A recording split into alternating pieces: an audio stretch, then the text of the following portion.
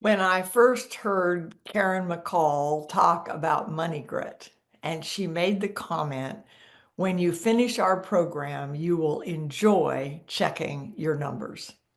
That statement really struck me because when I started my organizing business 47 years ago, the first person I hired was a bookkeeper because I knew that managing money was not my deal.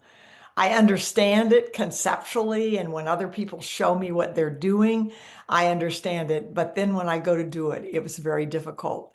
But by using Money Grit and using a coach with Money Grit, I have been able to learn to manage my numbers and to see the truth about finance in my business.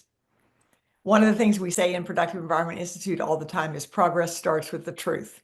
And for decades, I wasn't able to see the truth about how profitable or not profitable my business was.